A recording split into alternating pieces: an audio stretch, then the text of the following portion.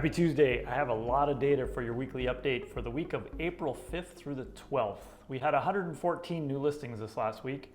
10 homes came back on the market, 21 price reductions, and 8 price increases. We actually had 4 contingent sales this last week, 122 pending sales, 73 of those were on the market for 7 days or less, 26 for 8 to 15 days, 14 for 16 to 30 days, 2 for 31 to 45 days, and 7 were on the market for more than 45 days. 112 closed sales this last week, 71 of those were on the market for 7 days or less, 18 for 8 to 15 days, 8 for 16 to 30 days, 2 for 31 to 45 days, and 13 were on the market for more than 45 days. 21 of the closed sales sold for less than 100% of their original list price, 8 sold at 100%, and 83 sold above asking. Our average this week was actually 106% of the sale price versus the original list price. Inventory is grown a little bit. We're at 223 homes, 243 including condos. We actually had the highest number of new listings that we've seen in 6 months, since September. There were 9 new listings over $1 million, 14 pending sales, and 12 closed sales, all over $1 million. Most active price range was $400 to $500 for pending sales and $500 to $600 for closed sales. So where do we stand compared to this week last year? This week last year we were at 164 homes, 180 including condos, so we're at 135% of the inventory. There were 78 new listings this week last year, so we're at 146%. We had fewer closed sales, or pending sales. We're at 132 this week last year compared to our 122 this week, so we're at 92%. And there were 100 closed sales this week last year compared to our 112, so we're at 112%. The Northwest Multiple Listing Service puts out their statistical data for the previous month, and that information became available this last week. And so I'm here to let you know what's been taking place. We've been watching the King, Snohomish, Pierce, Mason, and Kitsap counties, those 5 counties, and all 5 counties saw an uptick in new listings for March of 2022 versus March of 2021.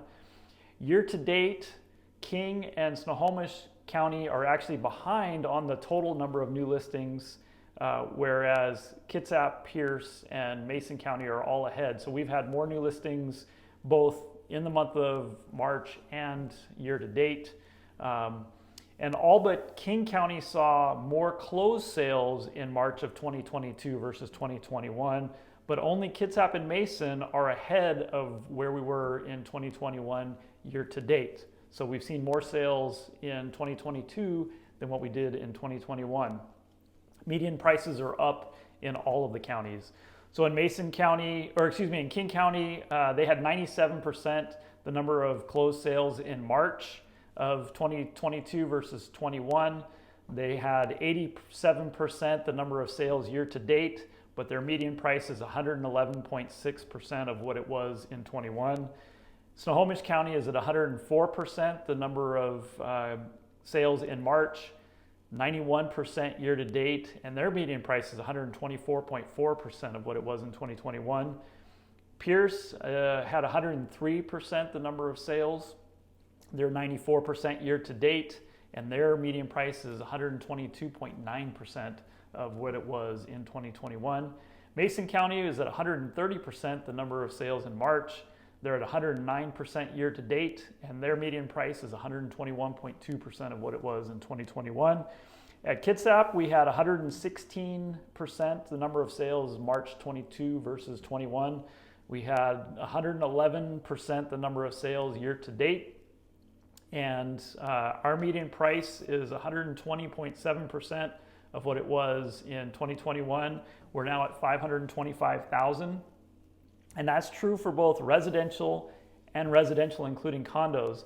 And this is the first time in 6 months that we've actually seen our median price stay flat from month to month. So the median price in February was the same as what it is in March. So we didn't see that change over the last month. And what does that mean? It basically means that we've got some stability as to the prices that are selling. We are, based on the numbers though, from what we're seeing, we are going to see that number probably hop up here as we look back at April. So there you have it, a lot of information. And as always, if you have any questions, please feel free to reach out. That's why we're here. Otherwise, have a great week, and we'll see you next week.